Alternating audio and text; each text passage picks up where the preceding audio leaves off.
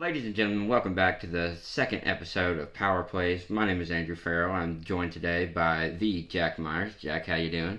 Oh, I'm doing great. I'm very, very happy to be here today and talk some ball with you. Yeah, this is going to be great, guys. I was talking about it on Monday. I'm very excited to bring you on this episode. It's going to be a banger. Might as well go ahead and reveal the special guest. Me and Jack and Sebastian are going to be talking Grizzlies basketball, so prepare for a little tangent on that later.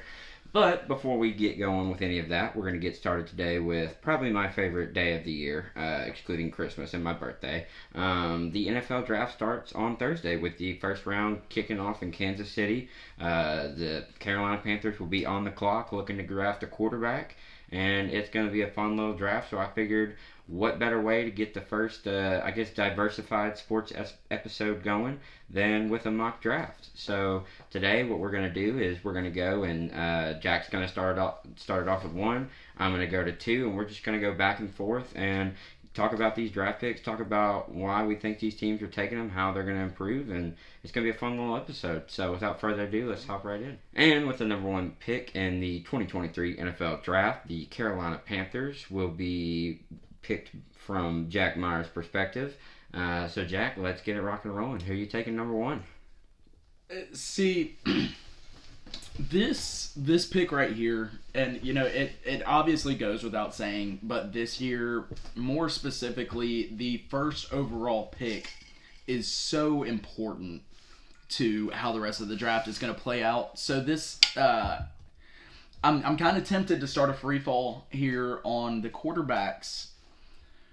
But I think I'm going to go with the safe pick in Bryce Young, strictly because Frank Reich's biggest goal for this new Panthers regime is a stable quarterback room. And Bryce Young is the most pro-ready quarterback in the draft, in my personal opinion. And I don't think that's going to be disputed by many people.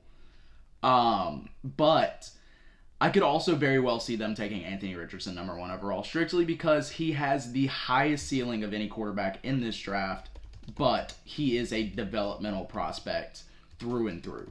My dream scenario for Anthony Richardson would be for him to go somewhere where he can sit a year and learn behind somebody, but I honestly do not see that happening, strictly because of how talented he is and the potential that he has as a quarterback in the NFL. Yeah, they're going to want to get him out there quick and just throw him in, like feet first in the fire, pretty much. Absolutely. It's the best way to learn, they say.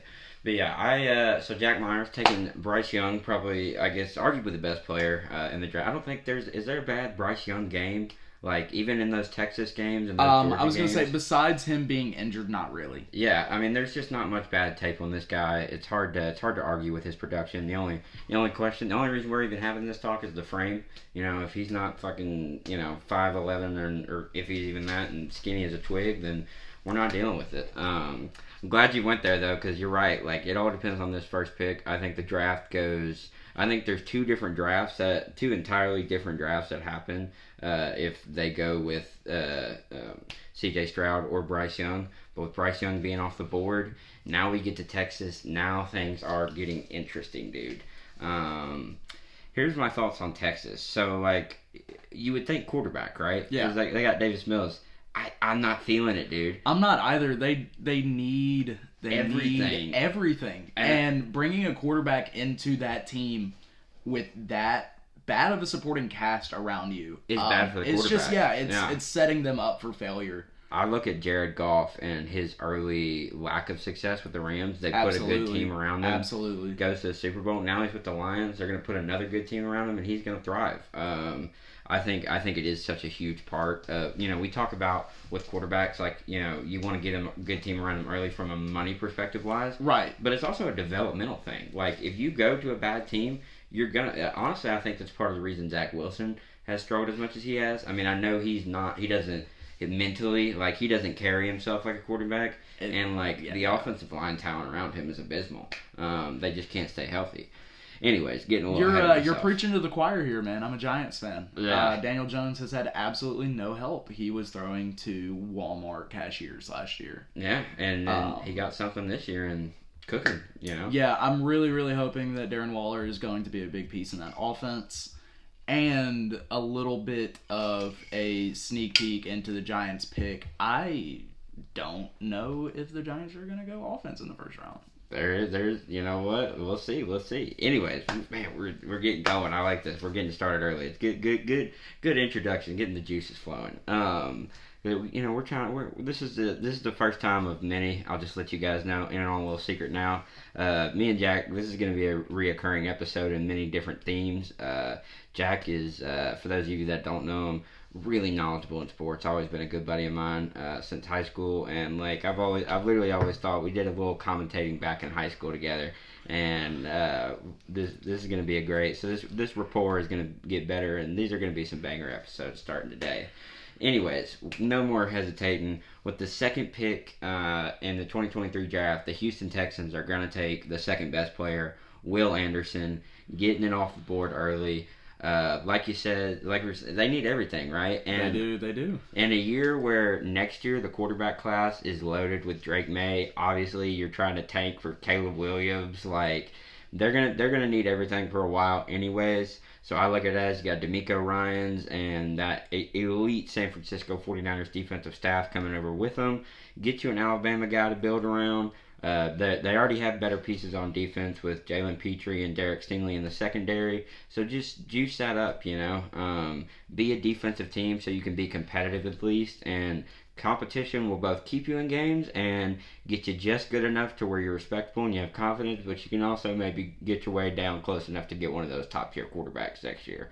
So with that being said, I think this is where the draft really gets going because we can start getting real crazy at this point. Jack, take us away with, in my opinion, probably the most lacking roster in the NFL in the Arizona Cardinals with a child at quarterback. And for that very reason, I think I'm going to trade down here. Okay. We have our first trade of the night. Ladies and gentlemen, things are getting interesting. Jack, who you trading with? What are we doing here? I am sending the third overall pick to the Tennessee Titans. All right. In return for the Titans' first overall pick this year, and they pick at 11. Okay. Their third round pick this year. All right. And a second next year.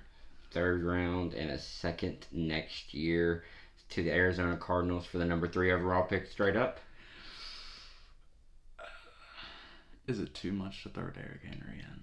Dude, that's what I was thinking that. Because I do think that it is completely possible that they stick with Derrick Henry for another year, but I don't think it's the right option. I think Derrick Henry needs to be on a new team come next season. They can get, honestly, I think you're right. I think it'd be better for his career in general, a fresh start. And absolutely. I think it'd be better for the Titans because you can get out from running back as a position, like we've seen it with Zeke. When it drops off fast. Hard. Yeah, so it's better to get the draft capital while you can, like, take advantage of that. So yeah, I can honestly see. I see you got your third round pick. That's definitely understandable. But if you wanted to drop that second, send Derrick Henry over, I think the Cardinals would snap at that in a heartbeat. Give me one.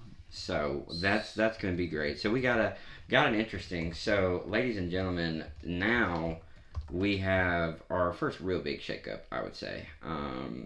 And the Tennessee Titans are now on the clock at number 3. How is this?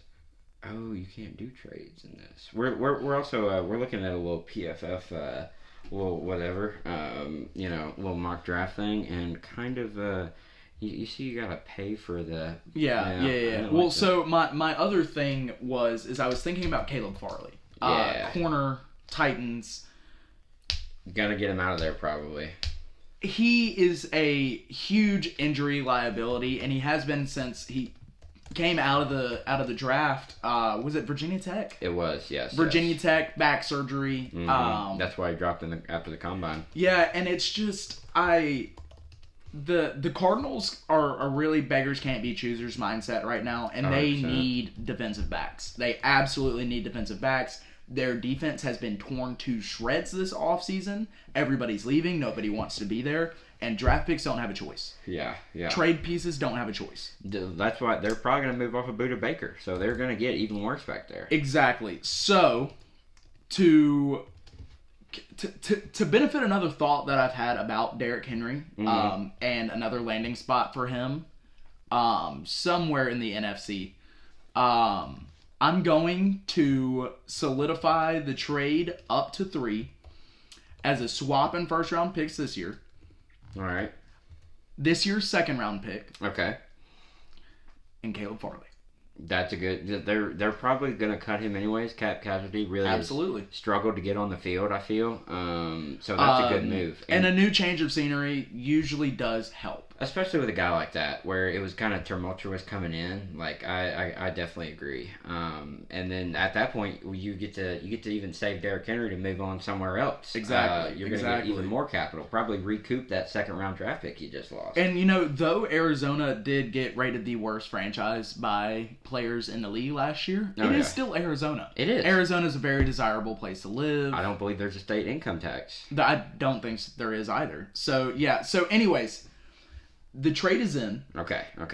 And the Titans, at number 3 overall, are going to choose C.J. Stroud. C.J. Stroud. Okay. Interesting. I'm taking C.J. Stroud not strictly because obviously I think that he is the second most pro-ready quarterback in the league. Quarterback in the draft coming in.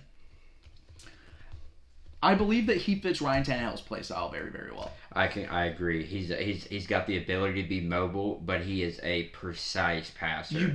I don't believe that they're going to have to change up the offense very much for CJ Stroud. Yes. And I believe that now, so given the character concerns with Ryan Tannehill last year and the whole Malik Willis thing and him not wanting to mentor him. Yeah.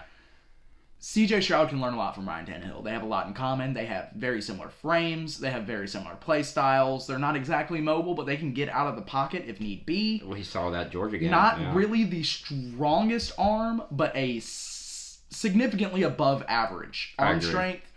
And your intermediate to short range passes are going to be on target about 99% of the time. Which, especially if they keep Derrick Henry, is where you need to be. Absolutely. You're dinking and dunking, and then you're taking long shots. And quite honestly, that wide receiver core needs all of the help that it can get because they're not very good by themselves. They need a quarterback to supplement. Yeah, somebody that can elevate.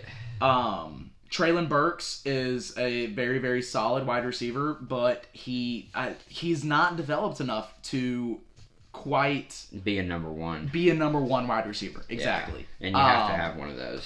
And I think that getting rid of A.J. Brown, I know that you absolutely love the move as an Eagles fan. Oh, I know. That is the equivalent of trading Rudy Gobert. Yeah. Trading for Rudy Gobert. And giving up all that. And giving up all of that capital. To screw the franchise. It is NBA to NFL.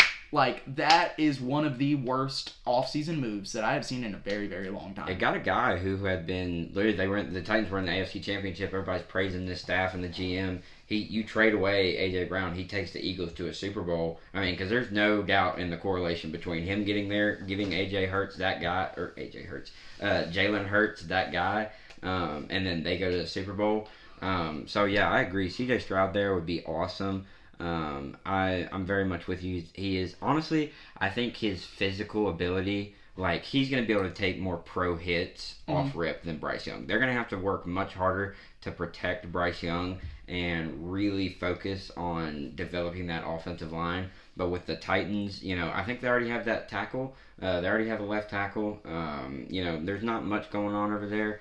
But C.J. Stroud can take a beating earlier, and so putting him on a team with the Titans where they're playing defensive football anyways, I really like that. I think he'll be able to grow there. And for Tannehill, it's a lot easier to swallow, like having to train a number 3 overall pick versus a 3rd round draft pick trying to take your job, right? Like, I could definitely... That's gotta hurt his pride a little bit. Oh, yeah. Absolutely. Like, Malik Willis is not... any other year than last year when there was only one first-round quarterback, Malik Willis is a 6th, 7th round guy. And it's hilarious because the Titans are completely off of Malik Willis. They do not think that he's going to be their guy. Because he would have been a 6, 7. He would have been that way anyways. Yeah.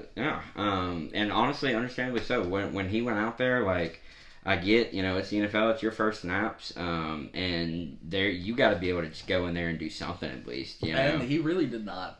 do much of anything. Yeah, like Josh Dobbs was a rocket scientist, literally. So like, I'm not doubting that guy's ability, and yet like he absolutely wiped. He came in and in one day learned that offense faster than Malik Willis, and that's just had an entire training camp. Exactly. Yes. And you just can't do that as a quarterback in the NFL. Yep. That's why Kyler Murray's trash. Is because he's there's literal stats of he plays worse when college he's on double XP weekend and shit. Absolutely. Like he could be great, but he doesn't put in the mental work for it. Oh yeah. All right, Phil, you're on the clock with the Indianapolis Colts at 4. Dude. Another they kind of need everything team. Yeah. And except for linebacker, they are so solid at linebacker. Shaq Leonard, Bobby Okora, I agree. Well, and Kwity Paye from Michigan last year. Bobby Okereke is a giant now. Oh, he is. He is. I am not even familiar with that. He is. Oh, that's a hell of a pickup. I am a very, very, very big fan of that addition. I very, very big fan. That helps y'all a lot because a big thing from y'all this year, especially against us and the Eagles, run game. defense. It was awful. We had the worst run defense in the league. But you probably have the best run anchor in the league in Dexter Lawrence. So you just need a clean-up guy who can run around and make those is currently tackles. Sitting out of voluntary workouts, I would like to say, over contract. Yeah. So they're going to have to pay him.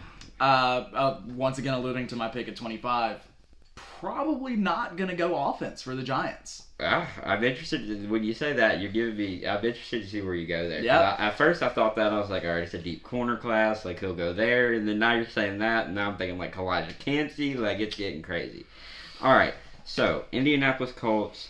There's the top 2 guys are off the board. All right, Stroud and. We just knew that was happening. There's no doubt that those guys were going to go in the top 3. All right, it was all about where they fell. All right, now with the Colts, I have seen a lot that Jim Irsay, the owner of the Colts, is a huge Will Levis fan. Absolutely. And I can see that they've been desperate for a quarterback. They've been kind of on this carousel of since Andrew Luck abruptly retired a couple years ago of let's find a guy who is prehistoric and literally older than a T-Rex. As I said with Frank Reich and the Panthers, like that's his big thing is he didn't have a stable quarterback in Indianapolis. Exactly. And honestly, when he did in Philly, they went to the Super Bowl, bro. Yes. He can do it. I'm very excited about that Bryce Young pick to the Panthers. I think that'll make them a good team. Yeah, especially if they've been able. I get that they couldn't hold on to DJ Moore. I was gonna say the same thing. But if they had it coming in, like that's the guy I want you. Yes, absolutely. I am so excited to see him get around a real quarterback, though. If they can figure out how to build an offensive line around Fields, like I'm very excited to see him. Yeah. If Fields even stays, because that's a whole nother thing.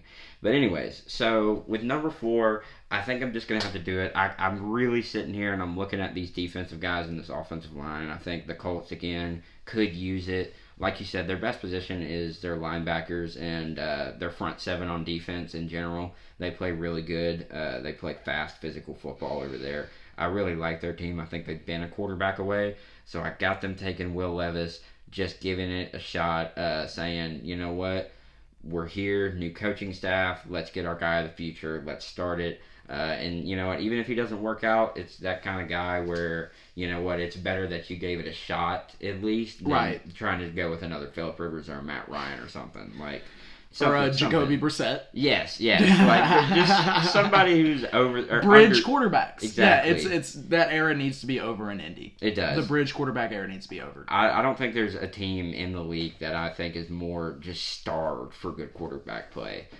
Because their team is good enough to where they if Will there's Levis a decent enough core. Yes. To win games. Yeah. Absolutely. Offensively and defensively, that offensive line. I mean, we perennially one of the best offensive lines in the league since they added Quentin Nelson. Exactly, and he's that good to where he's going to keep you in that conversation. I don't think he's not been an All-Pro once in his career. I don't believe he has either, which is incredible to say. Which does not happen, ladies and gentlemen. If you're not familiar with the game of football, that man Quentin Nelson out of Notre Dame is an absolute dog. Yes, dude, just absolute dog. Nasty in the trenches. Oh yeah, and when you got Jonathan Taylor behind him, Michael Pittman Jr., who's a jump ball guy on the outside. That's a huge catch zone. So like all he has to do is use that huge fucking cannon, give it to Jonathan Taylor 20 times a game, and then throw the occasional deep over ball. the top. And that's all you need, man. Well, so I'm gonna go ahead and put the guy at 4 on my laptop because you've been foaming at the mouth over him. Yeah. So he is gone. I think it's very safe to say that Will Levis is an Indianapolis Colts. I think he is too. So, with that being said, we will go to This pick 5. is the easiest pick that I've had so far. Anthony Richardson, you are a Seattle Seahawk. This is the perfect scenario for Anthony Richardson to go in. He can sit behind Geno Smith for 2 years if need be, because they have an out in that contract. After 2 years, you can get out of that contract. Those voidable years on the back. Yeah. The only consideration I have is Jalen Carter. That yeah. is the only other consideration I have at this pick. Yeah. But quite honestly, Anthony Richardson. That's all that needs to be said. Anthony Richardson. His upside alone. And in that Seattle organization where they are good at developing guys. This isn't even their draft pick. Yeah. Throw shit at the wall. It's not your draft pick. Yeah. Take a shot. Dude, they're gonna. I think this would be. You've got your future left tackle in Charles Cross that you just drafted from Mississippi State, and they got their right too last year. Yeah, and then you've got Kenneth Walker III. You've got Tyler Lockett for at least 2 or 3 more years. And you have DK Metcalf, who's one of the biggest deep threats in the league. You just lob it up to him. Just throw it in his general direction. Oh, yeah. Can you imagine those run packages with Anthony Richardson on the field? DK Metcalf. They can get so creative. I think this could be like Pete Carroll's swan song. He drafts Anthony Richardson, and that's the guy he finishes his career with. 100%. And I also, as much as I don't want to help out other teams in the draft, this sets up the Lions very, very well. Oh yeah. They're gonna get a lot better off of this pick because you're getting your pick of your top defensive guys. Yeah, absolutely. This completely negates any thoughts in the back of your head, any seductive thoughts about a quarterback. Yeah. Just make your team better. Well, they can ride it out with Jared Goff, dude. They can. Absolutely. He has years left in the tank. Oh, yeah. He's only 28. Yeah. He feels like he's been around forever because he has. In a way. Eric Fisher almost destroyed his career. Yeah. Well, I think if you're going 5, the Seahawks, I think I just got to make it easy on myself and take Jalen Carter at 6 to the Lions. That was my choice. Dude, they have 2 first-round draft picks, too. And so they're going to be absolutely insane. I think when you get Jalen Carter, Anthony, oh my goodness, I can't even say it. Anthony Hutchinson? Yes. Anthony Hutchinson. And then they also got this guy, James Houston. Did you see him last year? I did not. He was a late-round draft pick for them. That name is very familiar. Yeah, well, there used to be a James Houston in Kansas City and in the Ravens that you know. This is a different guy. I don't know if they're a relation or not. But he came in, they were kind of weak on the other side across from Aiden Hutchinson, and so they let him come in. Dude, he has got a speed rush move that, he's a sub-package guy. You can put him in NASCAR sets. They're going to be incredible in those NASCAR sets, dude. Absolutely. And they got McNeil, too, in the middle. It's good outlook in Detroit. I'm putting my money on it now. Yeah. I think the Lions are winning the NFC North. I agree. I would ride that bet. I would. I think the only competition is Minnesota, and as a Giants fan, they in the biggest situations they cannot win primetime games. Primetime Kirk Cousins, man. He cannot shows up. Oh yeah, that's why. Let's see who has that draft pick. I think. Where are they picking that? Dude, I don't know, but I got something. It's 23, so it's you. But I have a pick that I hope you go with for the Vikings that I think will solve a lot of those problems. But yeah, they're okay. I think I know where you might be going. Yeah, there's just a lot to be excited about in Detroit if they get that because we're not even talking about the second one they're going to bring in here in a minute because that's probably going to be another guy. Yeah. If they don't go offensive line, which they probably should, they're definitely going to have a shot at one of those top tight ends like Michael Mayer, Dalton Kincaid, Sam Laporte out of Iowa. They're going to have options. Absolutely. So with that being said, Jack, it's time for the 7th overall pick. The quarterback needy, but they just signed Garoppolo. They're kind of in this transition phase. Who really knows what's going on? They've got some talent. What are you feeling for Oakland right now? I really do like Hendon Hooker right here. Yeah. But he's not worthy of the 7th overall pick. I agree. There is so much better value to go around. Hendon Hooker is a great quarterback. I'm a Tennessee fan. I attended the University of Tennessee, watched him play live. I will forever be a Hendon Hooker fan. But he's not worthy of a 7 overall pick, especially... This is even before him tearing his ACL, in my opinion. Yeah, it's the age is a big thing for me, which is a benefit to him, but it's also a detriment as well. So, I'm going to go with Peter Skronce here at 7 Northwestern. to the Raiders. Yes, Yeah. They go with bread and butter. Mm-hmm. You can never go wrong in the trenches. It's how the Your Eagles boy got Howie. there. Yeah, it's Your how boy the Howie. Yeah. And Skronce's a versatile guy. He can play guard or center for them. Absolutely. Best offensive lineman probably all around.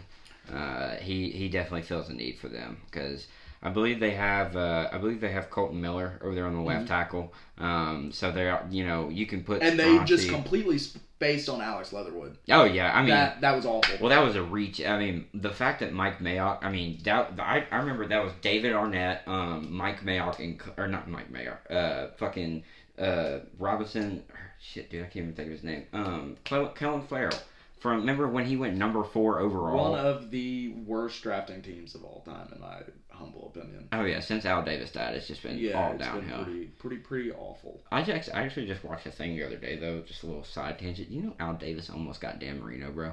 Like if Al Davis gets Dan Marino, he has multiple rings. Oh yeah, because he literally he was suing the NFL, so they literally stopped a trade from happening. But he was about to go get John Elway. Yeah, he was about to go get John Elway. They stopped that, so he was about to go get Marino, and then they stopped that too.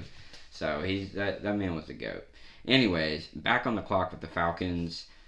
This is one where they really want a quarterback, but no quarterback's worth taking here. I agree, and I think Desmond Ridder can get you through the next 2 years. I think he can win 4 games. Yeah, I agree. He can get you there. So I see them trading out of this spot. I'm gonna be honest. Okay. I think there's too much value at other positions, and they could use everything. You don't want to take a wide receiver off the board this early? Not yet. They already have Drake London, and so this is very true. But he was on my fantasy team last year, and they had a real thing for not utilizing him. That is true. I mean, he did underperform, and also I look at the scheme that they were in. I think Drake London is a natural big slot. I think that's where he's going to fit best, and I think Mariota, if he's going to throw, he's throwing to the outside of the tight end. And it doesn't really help that your top 3 or 4 quarterbacks in this class, depending on where you put Quentin Johnson, are all slot guys. Yeah. And that's alluding to it. That's a reason why I'm probably not going to take offense with the Giants pick, because we don't need a slot wide receiver. You really don't. Is Sterling coming back next year healthy? Yes. He is? Yes, we did re-sign him. I'm glad. I like his game. Yeah, he's a great locker room guy. But one of the most injury-prone players. Just honestly in NFL history. I mean, I didn't even realize he's never played a full season. Yeah, and this is year 6 or 7. He's 30. Yep. I didn't realize, but I was thinking about it. He was on those Odell Giants teams. Yep. And that is a long time, especially in the NFL world. That is a long time ago. Long time ago. So yeah, that's interesting. So What's the move here with the Falcons? Well, that's what I was about to say. Honestly, I don't know. Because nobody's coming up to get a quarterback right now, in my opinion. No, but I think we don't start doing quarterback trades till we get to about 10 to 15 range. So honestly, if you're the Falcons, you already got who's our AJ Terrell on the corner side. Yep. So I'm gonna have them add a defensive piece that I think just lock down that secondary. I think you got to take Devin Witherspoon if you're staying. Just completely focus on trying to slow death pretty much. Death by 1,000 cuts.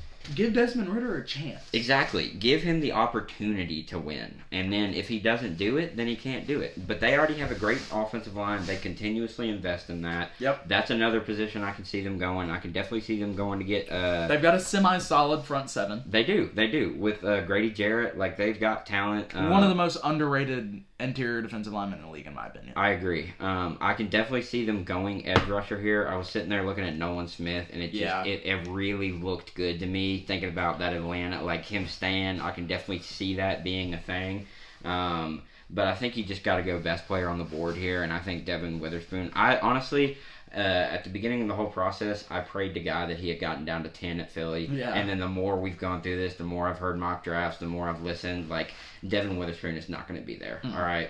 If we're getting a guy at corner, it's probably going to end up being Christian Gonzalez because he's so good. Like I actually went and watched some of his all 22 tape. Like I found like reviews on YouTube of like DB school. You ever seen Quarterback Academy or Quarterback? Yeah. So there's a DB guy that does that too. And I watched his film and he flies to the football for a little corner. Yeah. His run game defense is incredible. So Devin Witherspoon, corner out of Illinois, probably the top-rated defensive player left on the board, comes off at 8. Now, with the Chicago Bears, who were the original owners of 1, swapped out, now at 9 for Carolina.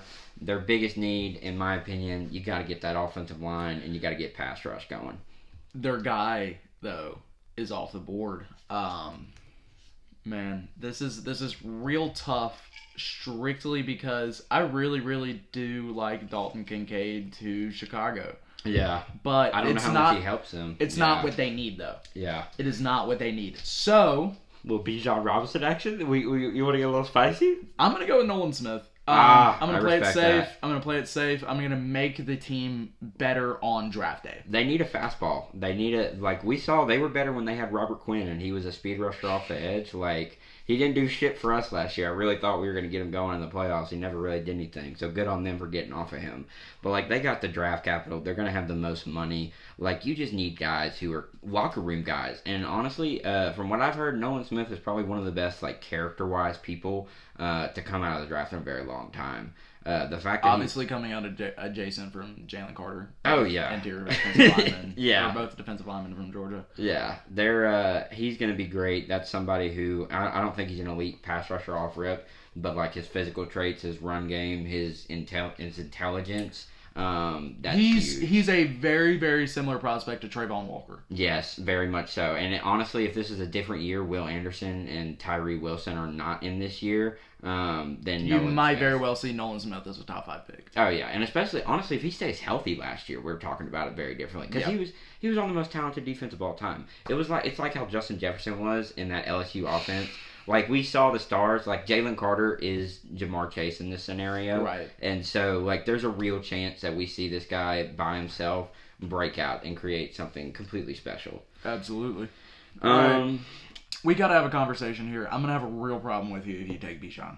See, I don't want to play against Bijan twice a year. That is all my heart desires. Now I know. Oh, God, please don't take Bijan. I know Howie, bro. I know Howie will never do this. Absolutely not. He's going to stick in the trenches. Yes, he is. And honestly, if Paris Johnson is here, I see us going Paris Johnson or Darnell Wright and start lining up those replacements for Lane Johnson. But we also need right guard. We don't have a starting caliber guard, and so that's where I think we can see, so many options. Jason is locked up Uno Mas? Yeah, say that again. Only one more for Jason? Okay, yes. Well that's another thing. You got to start looking for somebody who can maybe play a little bit of center for you. Well, we drafted Juergens last year. Okay. Who apparently Kelsey literally said they gave him all the tape on all the centers and said, hey, pick out the guy you're going to train. I'm taking Kelsey's word for it. That's all I needed to hear. Y'all don't need a draft center. Y'all are good to go. That's where I got too much faith in him. I could care what the coaching staff or anybody else says. That man deserves it. So, dude, so what's the plan here? My Howie Roseman brain tells me it's Paris Johnson Jr. But you are not Paris Johnson Jr. I am in or you are not Howie Rosen. I am not. And in my life, I'm too selfish. I have to see Bijan Robinson in green. Do it. Go for it. And you're going to make yourself happy. Oh, yeah. First off, you already can't stop Jalen Hurts' RPO game, right? What are you going to do when literally, this guy is going to come in? When you have a human cannonball sprinting at you. He's going to have that Saquon immediate impact effect where I don't know how longevity-wise he is, but we're in the Super Bowl window now, and we have a top 10 pick. That's a top 5, top 3 player, and I'm taking him. Howie Roseman, I love you, but be damned on your philosophy. How about we just trade Saquon to y'all for the 10th overall pick? No, I'm good. Okay. I'm good. I'd rather have Bijan. Yeah, I tried. Joe Shane, I tried to get it done for us. Couldn't get it done. Yeah. I mean, as good as I think Saquon is, he's just the injuries, man. I can't justify it anymore. All right, so now we've got the poor old retardinals on the draft board, and they just need a little bit of everything. Honestly, So I'm gonna go with Paris Johnson right here. Good pick. They need somebody to keep Kyler Murray upright. He's already too injury prone. Well, he's lacking an ACL at the moment. Yeah, you know? And also in to... fucking commitment to the NFL, the sport. Yeah, they're getting paid $200 million to play. Yeah. Homework clause. What a shame. Oh yeah, but what was your reaction? I don't want to, but like. Dude, I was dumbfounded. Literally dumbfounded at the fact I didn't have a reaction, strictly because I've just never... I have a certain level of disdain for the University of Oklahoma strictly because I had a friend growing up who was, to put it nicely, an Oklahoma meat writer. Yes, Browns fan as well. You know who I'm talking about. I do. Yes. And he just absolutely ruined all Oklahoma players for me. Yeah. Minus Sterling Shepard. He couldn't... Gotta love him. He could, but like, let's Joe go. Mixon, fucking. I'm not Baker, a fan of Joe off Mixon. rip. I'm not a fan of Baker. CD. You CD guy? He plays for the Cowboys, so Yeah. obviously I don't like him. It wasn't really an Oklahoma thing. Yeah. Samaje Perine. That Bengals guy? Yeah, no. There's no reason in the world that I should hate him except for the fact that he came from the University of Oklahoma. Fucking, I actually had somebody the other day say, I thought they said Boomer Sooner at work, and I turned out and looked at them and I said, the fuck did you just utter? Yeah. Like, what are you talking about? I feel like they're just a tough, like, what the fuck even is Oklahoma? It's Texas's son, and then quite literally, Tiger King, Tiger King for mayor or governor or whatever it was. Yeah, I'm sick of talking about Oklahoma. Let's talk about Texas. Who are they drafting, man? Dude, all right, so they've already got their guy, and we already know they're running it out. It is so set up right now. It is, and so are you thinking what I'm thinking? JSN. Dude, that's exactly who I was thinking. I think if you're gonna How can you pass at this point? Exactly. You have your quarterback. Well, here's Get the him a thing. weapon. Also could go with Kincaid. I'm really sitting here and I'm looking at that like... This is very true. We forget they have Mechie coming back next year. They also re-signed Robert Woods. Yes. So... I think actually... Is Mechie slot? He is. He was a pure slot at Alabama, so that's my only hesitation is I don't know JSN is a slot. Yeah. Is a slot, but he does have an outside frame if need be. He does. He can definitely grow into that position. Dude, another guy that I'm sitting here thinking, yes, they need quarterback and wide receiver, but they're going to get Mechie back. Like you said, they got Woods. D-line, I don't love the D-line options that they're left with. I don't want Kalijah Cansey right now. I don't either. I think it's too high for him. I mean, they took corner last year. Christian Gonzalez, I could definitely see going if they hadn't taken Derek Stingley last year. Yeah. Well, see, that's another thing. That's what I was saying earlier. Their best assets right now is their secondary. Yeah. Like that is the only thing that I have. Jalen Petrie. Yeah. Is very, very underrated safety. And I agree. I love Jalen Petrie. He played great last year. Yeah, he is one of the few guys that you can put out on a football field and have them playing defensive back and not have to worry for a second about them missing a tackle. Yeah, yes. He is one of the few good run defending DBs left in the league. And that is you really cannot undersell the value in that anymore. You can't. Especially because we saw the league transition to a run game last year. Yeah. Like it's coming back. When you have defensive backs that cannot make tackles, that's how you get 70-yard touchdown runs. Exactly. Jacksonville Jaguars and Derrick Henry for like 5 on the Houston Texans too. They probably drafted him to help with that. Just the stiff arm of death. I'm actually going to switch it up. I think they already got Will Anderson. So I'm really also looking at Tyree Wilson here because I like that Texas connection. But I think you're right when you said Christian Gonzalez. That's the guy I was thinking of. Joey Porter Jr. also stood out to me. But I think Christian Gonzalez, the fact that he even got out of the top 10, I think you can't. If you put bookend corners over there, you're not worried about your quarterback quite yet. So you just build your offensive line around a run game. Because Pierce was excellent for them last year. So I'm going to have them taking the value pick. I can also realistically see them... I'm going with JSN strictly because I think that is what they are going to do. I have very, very little trust in Houston's front office. I don't either. And I think that they're going to make the wrong choice and take JSN. Well, that's why... just because he's going to be sitting there. Yes, I agree. And also, I look at it as the exact same caliber of guy is Christian Gonzalez. Yeah. And I think when you got D'Amico Ryans, literally all I can see is that San Francisco defensive mentality coming to Houston and they just building upon that. So I'm going to give them Christian Gonzalez, give them bookend corners with a free safety from heaven and Jalen Petrie. Yeah. And now they've got draft picks to play around with. They're looking real good. That Deshaun Watson trade sets them up nicely for the future.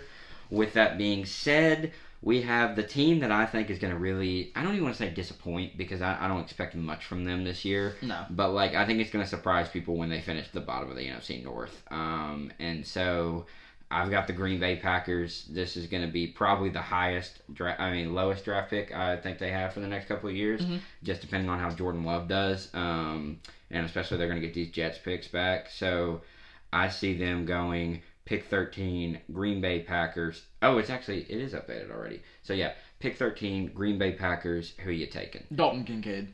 Good pick. They need a receiving threat. He's the best one left on the board. I agree. Well, JSN still technically is on the board.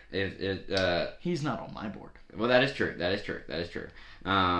So for the Dalton Kincaid's a good pick though.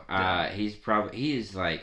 You remember how Dalton Schultz played for the Cowboys? Not this year, but the year before when they franchise tagged him. I think Kincaid can be a more athletic version of that. And they have Christian Watson. Yeah, I like Christian Watson. And Romeo Doubs. I really don't think they needed to draft a wide receiver in the first round this year. I agree. I think everybody's going to want them to just because they haven't in forever. They should have a couple years ago. Yeah. But they've got guys now to where I think they've built a solid core. And with Kincaid, and they also got Dan Arnold too. Yeah. They're going to have a solid core up there. What's his name leave? Who? The starting tight end this year for Green Bay. Oh, Mercedes Lewis? No, white guy. Yeah, Dan Arnold. No, there was another one. He's on Bussin' with the Boys. Will Compton guy? No. That's Taylor Lewan and hang on. He was on an episode of it. Green Bay Packers starting tight end. Dude, I don't. He has a specific. He has a unique name. Is it Degara? Degara maybe. I'm looking at. Yeah, that's all I can. Degara. It's the only guy I'm seeing right now. Then he more Josiah. than likely left. Yeah, Josiah Degaro. Yeah. Number 81. Is that how you're thinking? No. You thinking of 85? No, he left then. Oh, okay. Oh, I guess Dan Arnold isn't on this team anymore. I think he might have gone to the Chargers now that I'm thinking about it. Arnold. Tight end. Oh, shit. Bless America. Google. You got me acting a fool. Let's see. Oh, he just actually signed with the Carolina Panther this year. Robert Tonyan. That's who I know. Yes. Okay. Robert now Tonyan. everything is clicking. Yes, he did. He did resign. Yes. Or he signed somewhere else. He was very good though. He was very good. Where did it say go? He went. I want to say it was the Chargers. Exited out of the tab. I got you. Chicago Bears. Chicago Bears. Chicago Bears. Chicago. Oh, so Justin Fields has already got some weapons going for him. Then. Yeah, but I will say he's not the long-term guy. You don't think? No, he's a depth guy. Okay. Let's get into this a second bit. I like Tonyan. Don't get me wrong, but yeah. I don't think that he is enough to justify not taking Dalton Kincaid here. Oh, I thought you were about Justin Fields. Okay. No. Okay. I think Justin Fields still has a chance to show that he is good. Oh yeah. But I don't think that. Tonyan? Yeah, I don't think that having Tonyan. Yeah. I don't think that having Tonyan on your roster is justifiable to leave Dalton Kincaid on the board right here. I concur. I mean, that would be. I think that would be foolish. Yeah. So that's.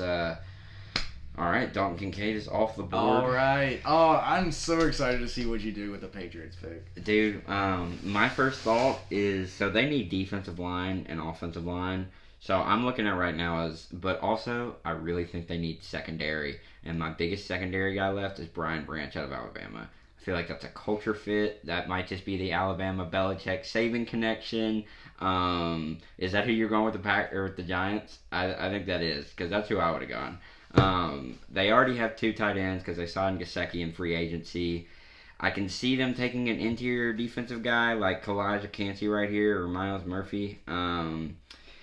Lucas Van Ness is another guy that actually, you know what? Now that I think about it, I think I want to give them pass rush. Lucas Van Ness is a guy who can play inside, outside. He played at Iowa. That's a pipeline. That's a pipeline franchise right there. Yeah, I guess you could say franchise. I mean, that's not the proper word, but I'm just gonna roll with it. Yeah, he can come out and he can make a difference for them immediately. So I'm gonna give. And it is very much like the Patriots to reach. Yeah, 100%. Especially if they like a guy, they're gonna go with him. They reached last year. And they do it every year. I mean, N'Keal Harry. I mean, you can't. Everybody in the NFL is gonna zig. The Patriots are gonna zag, and whether it works or not, they're gonna do it just so they can say that they zigged, or that they zagged, I should say. So yeah, I'm gonna give them Lucas Van Ness. I'm not super high on him. I think he's probably my 4th edge guy overall, but I don't see them taking the developmental guy in Tyree Wilson. Who is, it's kind of crazy how he's still sitting here, but just because of how physically dominant he is. But this is, again, a situation where I can definitely see it happening. I think the edge rusher run is about to start. I think we're in that range. So with that being said, the New York Jets from the Green Bay Packers are picking Broderick Jones, tackle out of Georgia. They need to solidify that last piece on the offensive line for Aaron Rodgers. Yeah, and they've got the weapons that they need.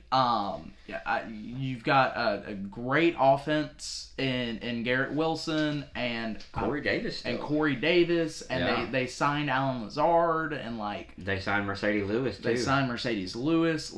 That's going to be a great offense. Yeah. It's also going to be a great defense. Yeah, and they still have Uzama and Conklin, those tight ends too. They do. And if I hadn't gone with Broderick Jones, I would have gone with Christian Gonzalez, and probably instantly gave the Jets the best defense. Oh yeah. Or the best defensive backs in the NFL. I agree. I mean, Sauce alone is just can carry. Oh my God, yes, because that's an island guy. Yeah. He shuts down the right side of the field for you. I was surprised how much zone coverage they used him in last year because he's a bump and run corner. But then I really started thinking about why they were doing it. It's because he covers that entire side of the field. You do not have to worry about 50 yards. Because he is just so long and so fast, and his closing speed. Yeah, his intellect, man. Yeah, he's an amazing corner. Oh yeah. So Broderick Jones, the best offensive lineman left, another Georgia guy. You know he's going to come in there. Mekhi Becton's probably getting hurt, so if he's not starting, he's getting playing time right away. I'm not even seeing Mekhi Becton is on the team at this point. I mean, it's I'm looking that him way. As off the roster. Yeah, I mean, he could be trade bait for this draft, and they go get this guy. Absolutely. So now do us good here. Do the NFC East well here and give them an awful pick, please. Honestly, I would give them Jackson Smith and Jigba if that wasn't probably the most loaded wide receiver room in the NFL, in my opinion. I mean, if they had a quarterback, Terry McLaurin is a 1. John Dotson is a 2. Such a dog. Curtis Samuel is such a dog. Oh yeah, so versatile. And Antonio Gibson is literally a wide receiver at running back.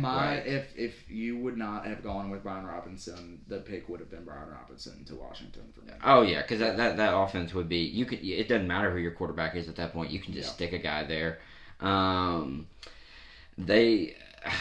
don't even know. I like Miles Murphy here. Yeah. Strictly because Chase Young, as great as a player as he is, has not been able to be on the field. Very serious injury concerns. Yeah. And their D-line is stacked. They just re-signed Deron Payne, too. They arguably have the best front seven in the league. Oh, 100%. Jared Davis, that Kentucky linebacker they got back there.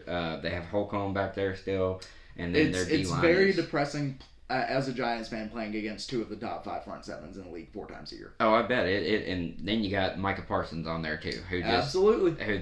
He makes it. It's a real tough life out here. Yeah.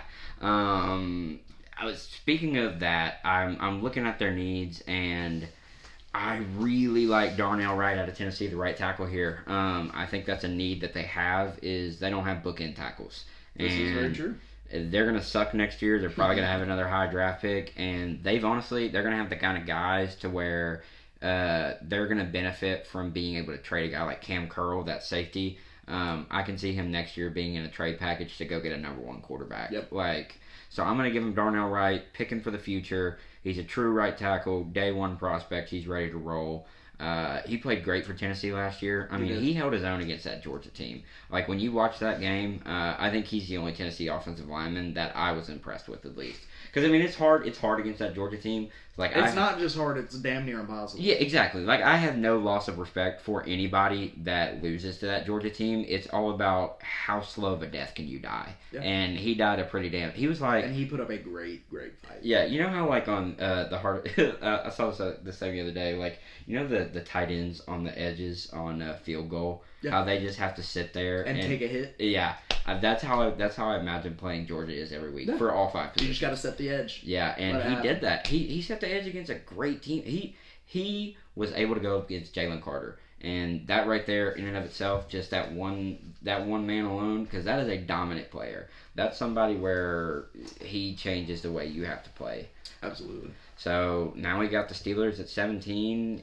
What you got? I think that this is a pretty easy pick. I'm going Joey Porter Jr. He's been linked there pretty much this entire draft process. It's pretty hard not to be. Has not dropped. Yeah. And just about every big board mock draft that I've seen, it's been either Joey Porter or Brian Branch. Yeah. I've seen the same thing. I think the connection with his dad playing for, I believe it's the Ravens. Mm-hmm. I think that's just going to be a great story. And I think that's a position that they need. They just got rid of Cam Sutton to the Lions. Yep. They still have Mika Fitzpatrick. They don't have Terrell Edmonds. Actually, the Eagles signed him. I don't know if he'll make our roster, but he's no longer there. They have a pass rush. They just need to be able to stop guys. They got linebackers. They just need help on defense. Offensively, like, I think Jackson Smith and Jigba still being there. That's he's still on the board for y'all? Well, I didn't take him. Remember, you did.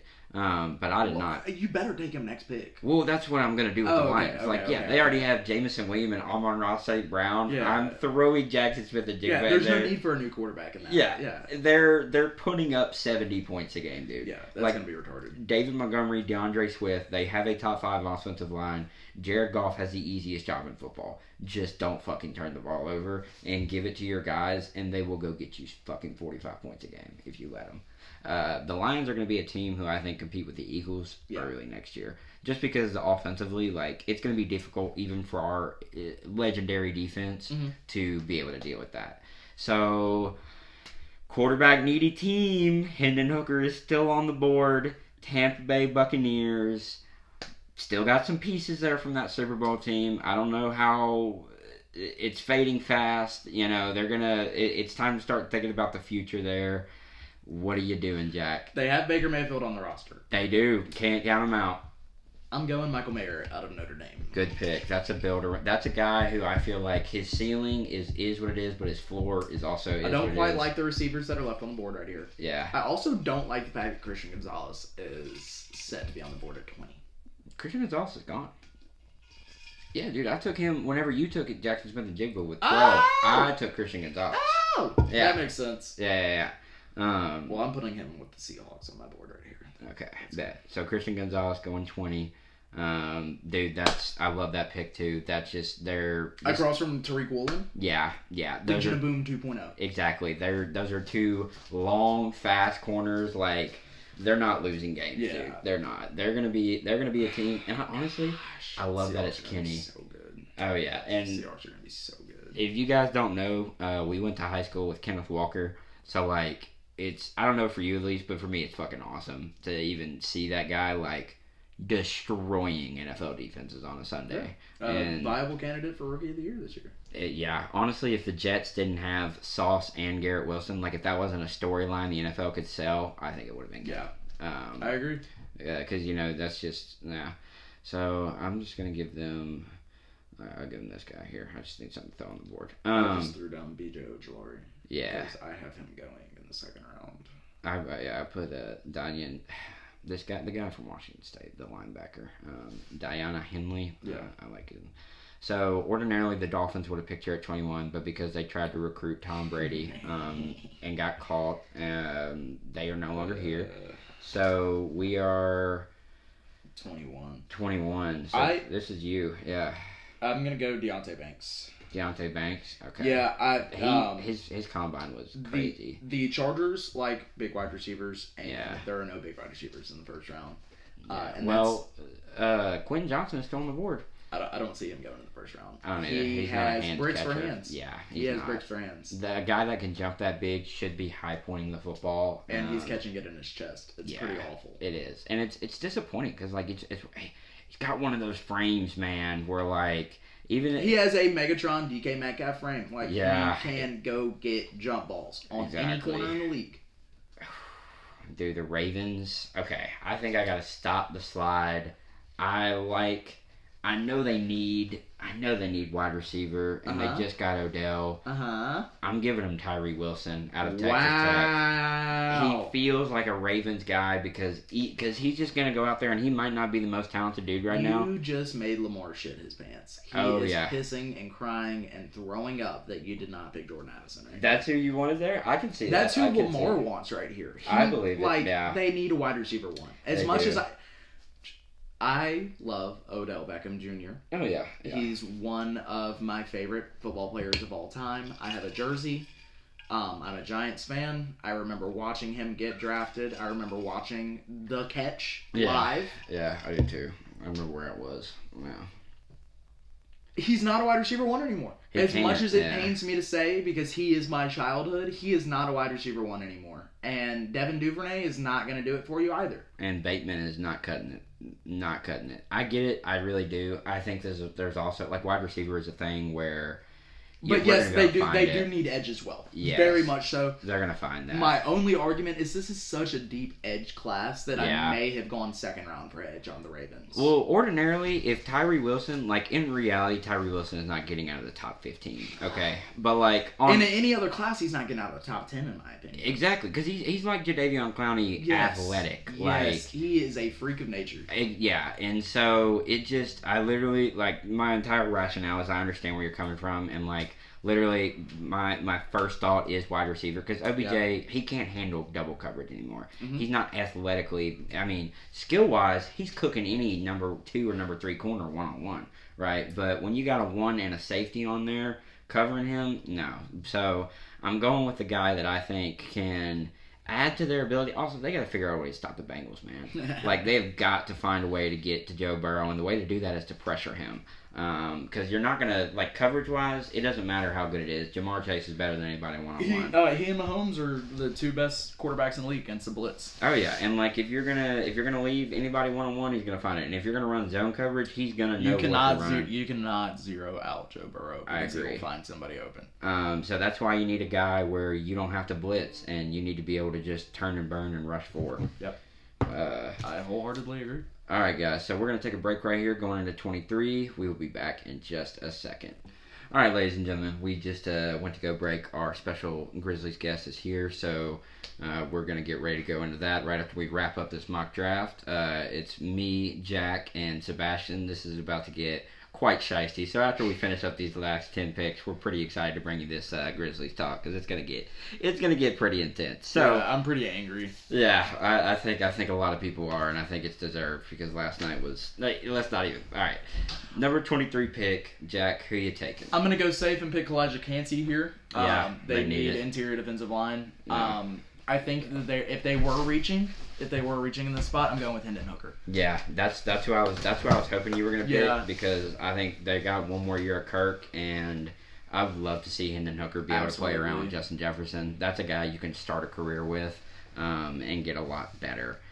So Jaguars, I hate to do it to you, because I know that you were gonna pick him with the very next pick. It makes sense here, though. Brian Branch. Yep. Yeah. It does. It does. They need to. You're in the AFC, and it's an arms race. It's the Mahomes doctrine. Like, you gotta put up points, and they honestly have the offensive firepower already. They proved that last year. So now it's time to go get a stop. And Brian Branch is a guy who can do a little bit of everything. He helps them out. They got a good front seven. He's a leader on the back end. All around great pick right there. Which brings us to Jack's team, number 25, the New York Giants. A lot of good talent left on the board. A lot of holes that you can fill. Where are you going, Jack? You ready for this big, sexy pick right here? So, I was teasing a little bit. But the board fell in a way which leaves me without the defensive assets that I would want. So, I am going to make the right decision here. Howie Roseman would be very, very proud. I'm going with Osiris Torres. Out of Florida. Osiris Torrance, guard out of Florida. Yeah, that's a good one. Need to beef up the trenches. As I said, we lost Nick Gates this year to the Washington Commanders. He was supposed to be our starting center, so we're gonna have to move Ben Bredesen, who's our starting guard, over to center. Y'all also have John Michael Schmitz on the board there too at 25. We do have John Michael Schmitz. I do like Osiris Torrance more. Yeah.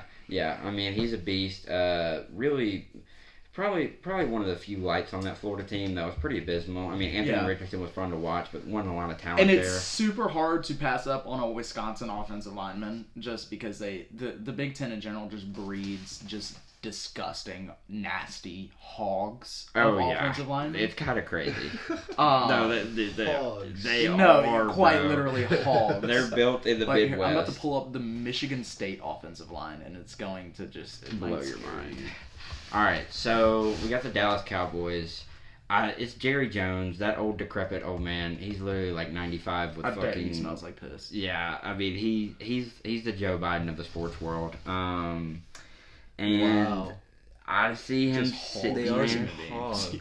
Oh yeah, they're all 6'7" and 300 easy. Jeez. Yeah, just freaks of nature. Oh yeah. And honestly, I don't know who I want to give them. I'm really tempted to give them Jahmyr Gibbs right now. I'm tempted to go Jordan Addison. That's who I was looking at, Yeah. and then honestly, I might have to go with you on that because you know what? Actually, I can see Jerry Jones going Quentin Johnson right here. I think. I didn't even think about Quentin Johnson. Yeah, because you've got CD to play slot for you. You got Mr. Gallup Brickhands on the outside. Yeah. You can throw a couple deep balls up to Quentin Johnson. I realistically see them going I love Jahmyr this pick Gibbs because here. I do not think he's going to translate to the NFL. I don't either. I would love to see the Cowboys. I'd love to see the Cowboys fuck that up. That would be chef's kiss. Ooh, the Buffalo Bills. Now Addison still being on the board, and he's gonna go to the Buffalo Bills with this pick. Yeah, I really like Stephon Diggs is great. Gabe Davis is great. Neither of them are slot guys, though. Yeah. Those are both two outside guys. Throwing Jordan Addison in there, though? That gives you a chance to beat Mahomes. At this point, if they take Jordan Addison, Josh Allen has no more excuses. If I he agree. does not win a ring, he is a fraud. Yes, because honestly, what really pissed me off last year is he lost to Mahomes, but we anointed him because he barely lost to Mahomes. We're like, right. Oh, he's going to win MVP, yada, yada, yada. Dude, he started playing off good, but then he still throws those chunk up balls. Like, he does not... A slot guy would help him stay consistent. I love that pick. Cincinnati Bengals, I can see them going in many different directions here. I think Emmanuel Forbes out of Mississippi State is a good one, but I think they already have a great slot corner. Yeah. Honestly, I'm tempted to give him Zay Flowers too. Really? I'm tempted to, but I think what I'm really going to do is give him Darnell Washington. That's my pick as well, strictly because they, as well as Washington, have a case for the best three wide receivers on a roster. Oh yeah, Tyler Boyd, T. Higgins, and Jamar Chase. I don't quite think that with a great running back tandem too. Exactly. So you throw a guy out there who is blocking like a right tackle and can set the edge, like you change your offense. I love that. Remember pick. Before this when you told me that 3 tight ends weren't going to go in the first round? Oh yeah, are we up to 3? That was number 3. That was, yeah. Yep. Yeah. You had Darnell Washington falling. I did, yeah. And you picked him. I see him going. If he gets past, honestly, if he gets past the Bengals and the Saints, he's gonna go into the second round. He'll be a top 40 pick. But yeah, so speaking of the Saints, yeah, they need quarter. Mm-hmm. So I'm gonna go with Emmanuel Forbes out of Mississippi State. I love that. Use Lattimore while you got him. Let him play the outside. They got is it not Jalen Petrie? I was just looking at him the other day. They got another good outside corner. And Devon Witherspoon? Hang on. Right now. Anyways, I'll look at it later. But your boys are on the clock, though. They are. So that's why I'm excited. I think you got to go with the Howie Roseman pick. Already got Bijan Robinson. I think we're going to get a straight offensive and defensive line in the second round. Anyways, So I'm going to go ahead and give us Felix Andu-Azame. Did you want Miles Murphy? He's still on the board. I can't do it, dude. I can't do it. I think I'm not a huge Miles Murphy fan. I think understandable. His Felix tape from last year is better than his tape from this year. I'll give you props on that. And Felix played great for that Kansas team, and as a speed rush guy, he's a dude that we can throw him in our rotation. He's not going to start for us, but like we can throw him in the rotation. I'm also really loving Mozzie Smith out of Michigan right here. Yep. Just because that guy is an absolute freak, and if you put Mozzie Smith and Jordan Davis in the middle of your defensive line, nobody is doing anything against you. But just for pass rush purposes, because clearly that's what we need. So I'm going with Felix and Zuka Uzama, whatever.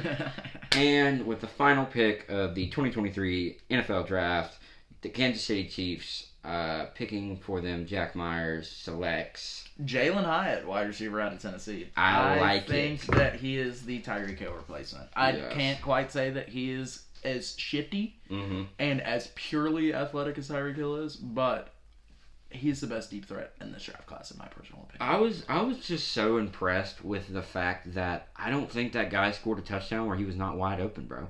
Like, and when you're doing that in the SEC against Alabama, who doesn't ever break, Georgia.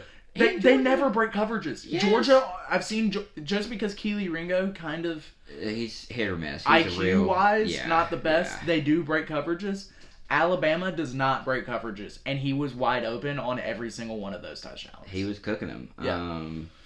So, wow, ladies and gentlemen, that will do it. Just a quick recap to go over it. Number 1, Bryce Young out of Alabama. Number 2, Will Anderson of Texas. 3, the Tennessee Titans selected C.J. Stroud. 4, the Colts took Will Levis. 5, Anthony Richardson. 6, Jalen Carter. 7, Peter Skoronski to the Raiders. Devin Witherspoon went to the Falcons. Nolan Smith to the Bears at 9. Bijan Robinson joined the future Super Bowl champions and the Eagles at 10. Who did you have taken at 11 for the Cardinals? Because I have Paris Johnson. Is that who you took? Is that who I took? Yes, Paris Johnson. Yeah. But Paris Johnson of the Cardinals. Okay, and then I took Jack took Jackson Smith and Jigba 12 to the Texans. I took Christian Gonzalez. 13 was Dalton Kincaid. 14, Lucas Van Ness, a very Patriots-ass pick. We got Broderick Jones to the Jets, shoring up that Aaron Rodgers situation. That'll be something to watch. Darnell Washington, 16 to the Commanders. Honestly, I think they should have stuck with the football team. I thought that was a much better name. Joey Porter Jr. at 17 goes to Pitt. Jackson Smith and Jigba for me went 18 to the Lions. 19, Michael Mayer went to Notre Dame. Who did you have the Seahawks taking at 20? Christian Gonzalez. Christian Gonzalez, that's what it was. Yeah. Then 21, Deontay Banks. 22, Tyree Wilson to the Ravens completes his slide. Elijah Cansey, realistic landing spot at 23. Also could be Hendon Hooker. Watch out for that. I think that's going to be a big one. I think they might trade up to go get Hendon Hooker. 24, Branch to the Jaguars. Osiris Torrance beefs up that Giants offensive line, trying to compete in that tough NFC East. Quentin Johnson with the most Jerry Jones-ass pick of all time. Jordan Addison goes to the Bills. Really no more excuses for Josh Allen. Darnell Washington helps the Bengals. Hopefully put them over the Chiefs, because I'm tired of having to. I don't want to have to play the Chiefs in the Super Bowl next year. I want to play the Bengals. Manuel Forbes goes down to the Big Soup in New Orleans at 29. Felix and Dyke Uzama, not going to figure out how to say his name until he's drafted. 30 goes to the Eagles. And then 31, the reigning Super Bowl champions get even better on offense to just continue Mahomes' rise to the greatest of all time with Jalen Hyatt. And with that being said, ladies and gentlemen, we're going to break and we're going to come back with Grizzlies Talk with me, Sebastian, and Jack. So, ladies and gentlemen, welcome to Grizzlies Talk. My name is Andrew Frown, joined by Sebastian Edney. And Jack Myers. You've already been hearing on the podcast. So we are ready to go. We're all big Grizzlies fans, all like talking sports. Maybe not for long. Yeah, maybe. Yeah, it's looking tough out there. The outlook is getting a little bad. Sacramento's looking real enticing right now. Light the beam. Yes, dude. Yeah. I love De'Aaron Fox and Sabonis. I like Sabonis' game a lot too. But let's not get off. Let's just start it off. First, I'll leave it to y'all to get it started as the Do you want to start positive or negative? Let's give it your honest, let's just give it a starting point. So let me get your first 2 to 3 sentence thoughts on off rip. What was your overall view of that game last night? And those who are not familiar, the Grizzlies lost to the Lakers 111 to 117 in the final game of LA for LA to take a 3-1 lead coming back to Memphis tomorrow. Must-win game for the Grizzlies, and it feels huge. It is. It is. The Dylan Brooks thing, that's I think that's where I want to get started on. That. Yeah, absolutely. That's going to be a topic in itself. Yeah, but before we do all that, Jack, get us started. 2 to 3 sentences. Sum up your thoughts on that game. Desmond Bane needs to figure some shit out. I agree. I love that. All right. That's all. That's last night specifically. That's all I have to say. Yeah. Desmond Bane needs to figure out how to do that more than once a month. I actually agree with that, but I think So, I was listening to the commentators the whole game about Desmond Bane, and he's been our shooter the whole season, and he really found his game in the paint and from mid range too. Last night he played well, yeah. But from the three, he was absolutely 3 for 12. Yeah, horrific shooting, but his presence in the paint. Really was a game changer for us because, you have Ja Morant driving every other possession. Yeah. And then now you have Desmond who figured it out how to. Those first couple of shots he made last night were huge inside. Yeah. My big thing with Bane is we need a consistent shooter who can stay on the floor. Yes, Luke Kennard can stay on the floor technically. He is plus 13 in this series. Yeah. Which is better than Dylan Brooks, which is better than David Roddy, which is better than Desmond Bane. Mm-hmm. Honestly, he went out there. I think he was 2 for 2 last night for 3. Hit them both. He's our only consistent shooter. He is. He struggled to get open the whole night though. He was a lot of cardio. Absolutely. For him. And if you can scheme him open the way that you can scheme Dez open, it'll go very well. But Dez is so inconsistent. He needs to be a shooter. He has to stay. I mean, we put him in this role of he's our number 2 guy next to Ja. I don't think that he's ready to be a number 2 guy. That's my biggest thing. Is I think he plays young still. I think he lets other people get in his head, and there's times where, like we were talking about the other day, last year he was an all-star. Should have been an all-star. Honestly, should have been most improved player. Yeah, incredible to watch. Oh yeah, it was an absolute monster. And then this year, it did not. It wasn't the same. Yeah, he did not feel as impactful. He didn't feel dangerous. He didn't. Don't get me wrong. There were games this year where I looked at it and I was like, that's the Desmond I want to see. Yeah. He's going off. He's making these shots. He's adding the paint game. But I mean, this season though, if a 3 needs to be shot, I want Tyus Jones to take it. I want Tyus or Luke Kennard now. I would have said that in the first half of the season, but seeing Luke. Obviously now Luke, but for any point in this season, it has not been Desmond Bane. He has not been my guy. And it used to be. And it should be. I think he has the talent to be better than those guys because his defensive presence is incredible as well. He shits the bed in really important situations. He does. That's why we can't bring him up. He can't bring the ball up the court. I think that's a part of us being a young team, and I hate to use that excuse because we have used that excuse in the playoffs for the last 4 years. Yeah, every single year, and that's. Getting into it sucks to be a Grizzlies fan because we've been watching them since the grit and grind era, and it's pain every season. And that was an old team. Yeah, you come into especially these past 2 years, you come out of the regular season so excited and ecstatic, and it's the same letdown every year. And it's they're young, but how much longer can we say that when it's time for them to develop? And I don't, and it's a team sport, and blame does not go on one person. No. But I think Dylan Brooks has lost us 2 playoff series. I was just all right. I agree. Dude, first that off, Golden State series, we win that if he does not put up 16 shots a game. Exactly. If you give the ball to anyone else to shoot the ball, if you give the ball to anyone else to shoot. We very, very well win that series. I mean, last night he went 4 of 11 and 1 of 7 for 3. Why is he taking 7 3-point shots? I'm fine with Ja taking 6, especially after last game where he goes 4 of 6 from 3. Yeah, 5. Especially when he's shut down in the paint the entire game. Oh yeah, absolutely. He was shut down. So yeah, I'm okay with him taking some shots. Yeah, he's not consistent, but if he at least recognized that he shot like shit. Yeah, in but the paint, he was still going at it. But yes. Dylan Brooks,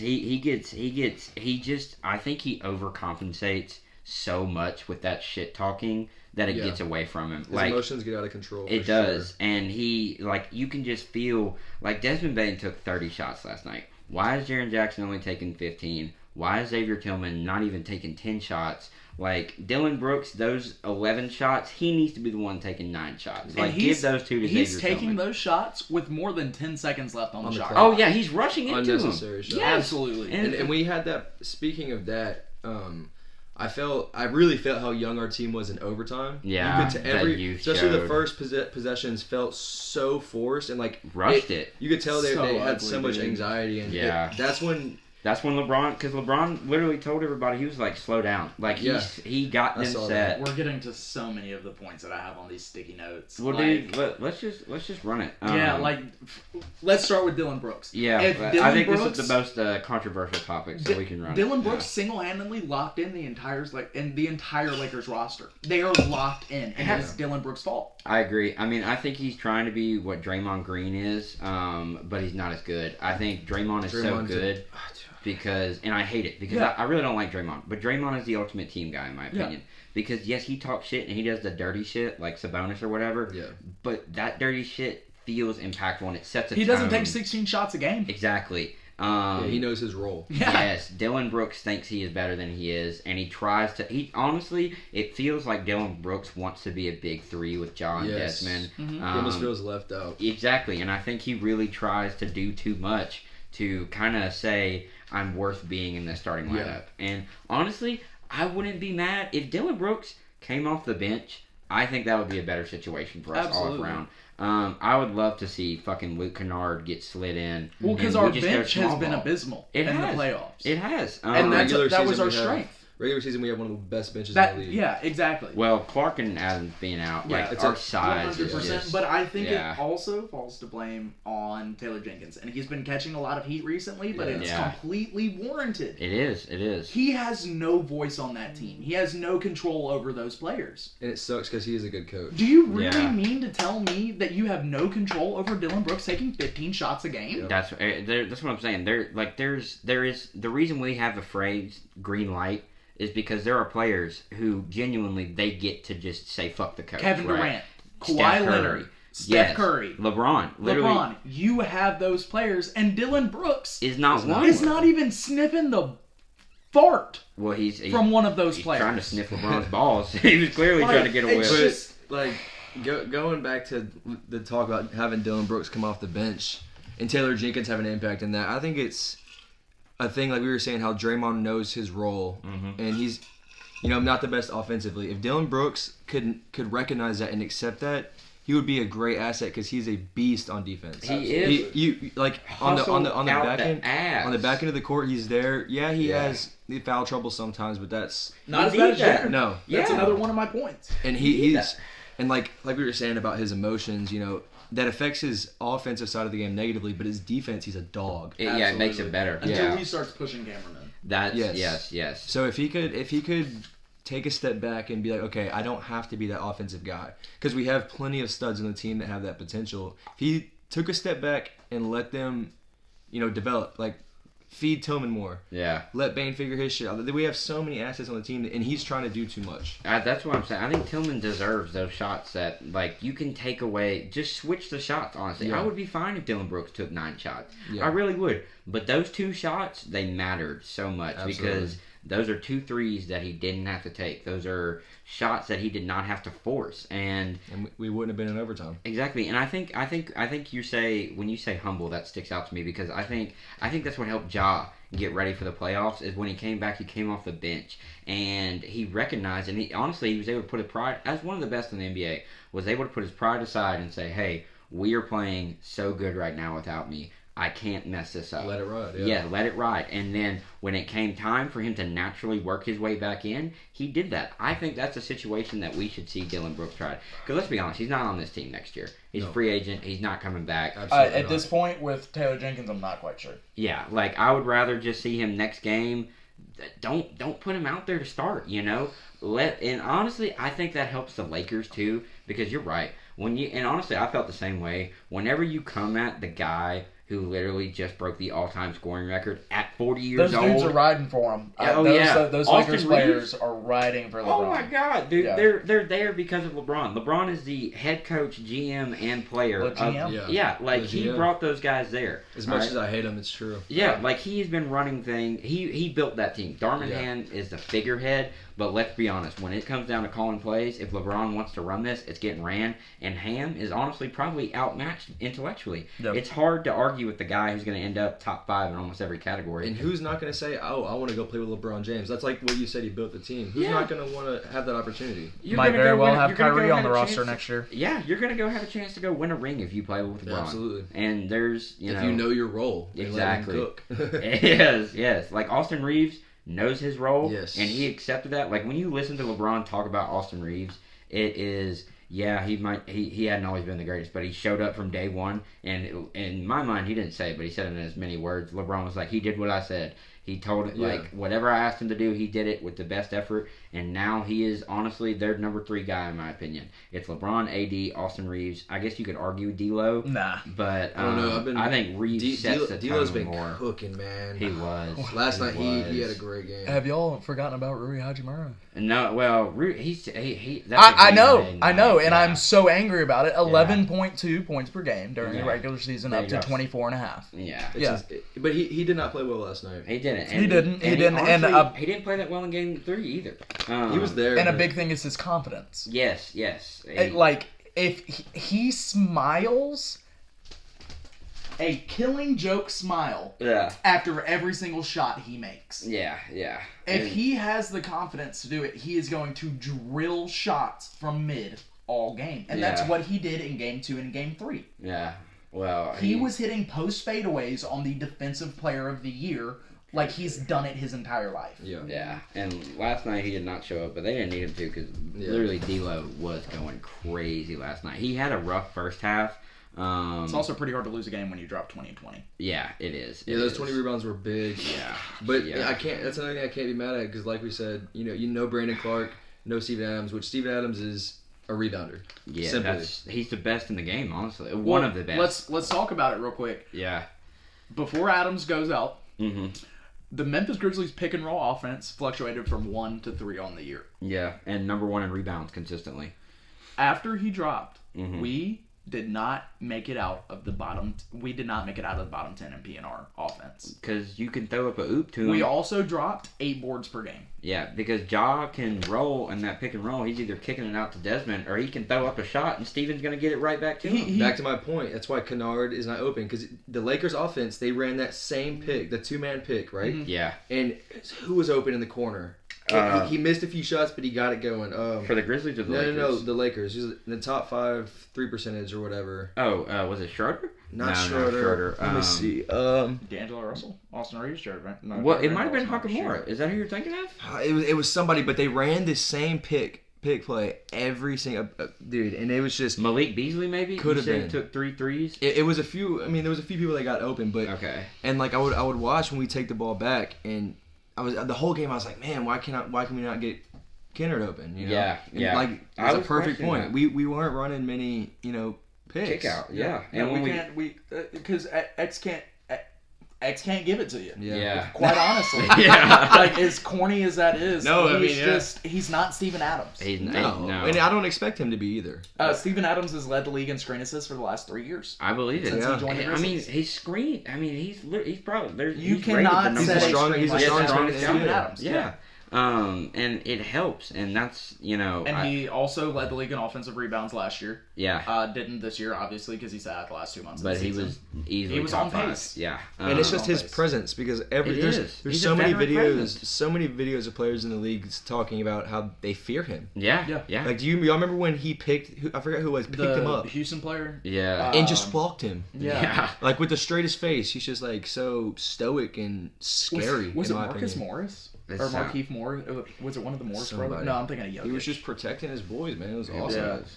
That's what I'm saying. He's a rider. Love Steve. Like, yeah, that's a great guy. Kiwi Collection Agency. Yeah.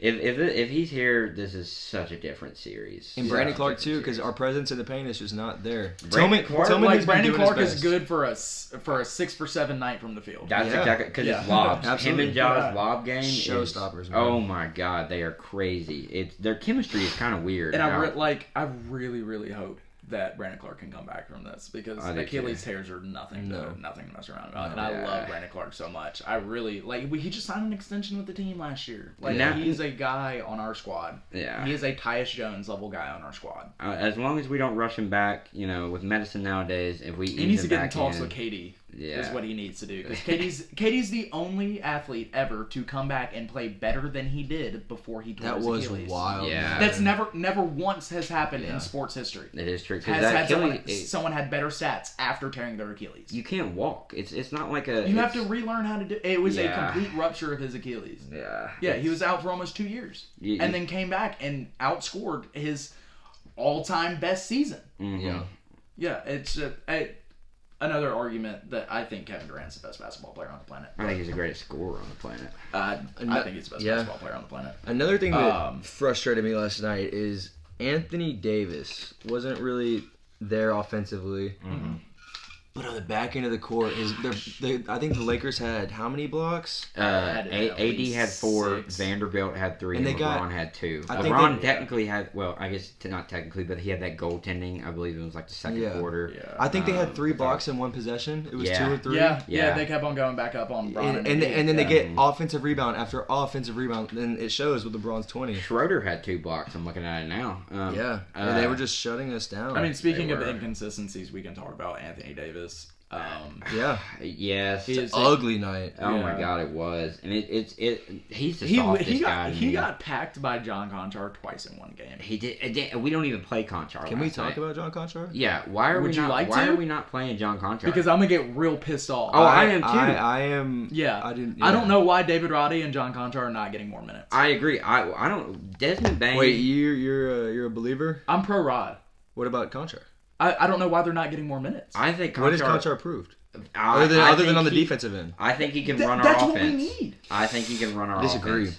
I don't think we need more. Not against the Lakers. Not against the Well, Lakers. in this series, yes. Yeah. Roddy kind of performed poorly last night. Was not happy with him.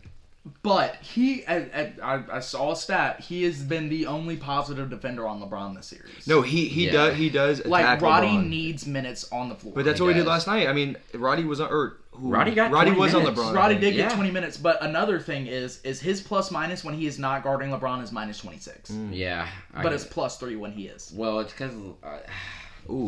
That is actually a very interesting stat. That's what I'm saying. Yeah. Like it's that my note is Roddy more minutes question. Yeah, because Dylan Brooks is down he shot on LeBron. awfully. Yeah, he did not have a 3 for 10. He did not have a good shooting. And that's night. another Dylan Brooks moment. They're young players. And they need to recognize their role. They do. Or develop, which I don't see any of them doing. I think Roddy is our Dylan Brooks of the future. I agree. mean, he plays small forward. He's got the build. He's our guy for the future. I love David Roddy. I think that he's going to be a very good. I'm a believer. One day, I'm a believer. I'm not quite saying that he is. He needs to grow into his grown man body. Honestly, he looks like a pit bull. He does. Like like a Rottweiler, man. Yeah, like just full. But that's how he treats LeBron, and you're right. I love how he is with him. Desmond Bain looks like the Predator, and I mean that doesn't help him much. Dude. Not Desmond Bain, Dylan Brooks. He needs to quit lifting weights. That might be what's messing up his shot. Who Desmond? Desmond is swole. He's jacked. He's always been jacked. He has. But I noticed it last night. Like fucking dude, his triceps were gnarly. I was like, what the fuck is going on? Dude, he's built stocky. It's crazy to me. Just ripped ass. Sorry, boys. I'm gonna take a pee real quick. No, you're good. So while we're talking about how awful of a time we've been having as Grizzlies fans, let's take a step back real quick and think about it from a different perspective. If this series goes 7 games, it could very well be minus what we're gonna see next series between Philly and the Celtics, barring a complete collapse from either one of them. Jason Tatum has to tear his ACL or some shit. Yeah, like I think this could very well be the most entertaining series, and I've got a couple of points for it. The Grizzlies-Lakers series? Grizzlies-Lakers. Oh, yeah. If this goes 7, I think it's a historical level series based off the fact that LeBron broke the record, and now he's the first playoff series in LA. Like, this is going to be in the history books. Like, we are witnessing history right now, and we have the opportunity to be on the right side of it. So, point number 1 is Ja versus Bron. Yeah. 2 of the most entertaining basketball players of all time are on the court at the same time. Ja's head is not fucked up. Oh my god, I think And he scared the shit out of me last night. when he on AD. He still dropped 45, 9, and 13. Yeah. Like, well, I'll say this. I think that's because he took a game off. His hand was feeling better, and last now it's night, feeling worse. Yeah, last night made it worse. I'll backtrack a little bit. So you're talking about if it goes to Game 7. We were talking about this series like a few days ago, and I think it's wraps. Oh yeah, I also do. In Memphis, yeah. I also do think it's wraps if we go 7 in Memphis. No. I think it's over now. No, yes. Yeah. Well, that's what I'm saying. This is. We needed last night. We needed last night, in my opinion. Yeah, because say we take Game 5 tomorrow, then we're back in LA, and I don't see us winning in LA. I don't either. The morale, Well, it depends on how the game tomorrow goes and how the morale is. You never know. It's the playoffs. Well, man. so this is a completely hypothetical argument on my part of why this series, if it were to go to 7, would be the best playoff series of this playoffs 2023. So I said Ja versus Bron, 2 of the most entertaining players to ever touch a basketball or on the court together. Yes. The DB villain arc Yeah. has been the most intriguing thing in the media this playoffs. Oh, yeah. Absolutely. I mean, look at Bleacher Report. They post about him daily. Yeah. All day. I mean, you punch LeBron James in the nuts, you're going to get on TV. Like, it's... Looked intentional to me. And oh, yeah. The last point... That was a tone setter, in my opinion. Yeah. We are down 3-1, but every single game has been close at some point in the fourth quarter. Yes. Yeah. Our third quarters, man. Every single game, both teams have had hope in the fourth quarter. Well, actually, last night our third quarter was our top quarter. We went 31 to their 27. I've been saying we perform in the third, man. But our overtime was 9 points in the first quarter of Game 3, we would have blown them out. Yeah, we got quarter scoring for the rest of the game, second, third, and fourth, was like getting into the 30s. I know a big part of that to me is I think we were getting acclimated to Ja being back. I think if we had done a similar...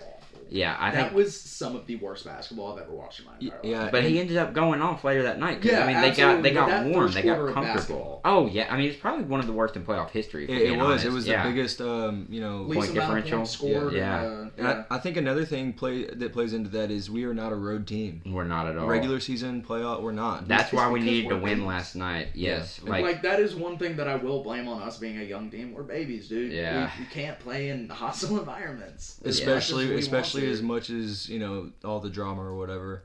It has been such a drama-filled last couple of weeks. We can whoop that trick all we want in the FedEx Forum, but we go to Staples Center. And we will do that. Oh, yeah. We go to Staples Center and... lose the confidence. We're getting our trick whooped. We're shitting bricks. Yeah, I agree. That's why, like last night, if we had split the series, I think we would have won in 7. Now... Yes, I agree, 100%. Oh, it's going to be so... I think we win tomorrow, but that game 6 is going to be I'm considering brutal. Tickets for tomorrow.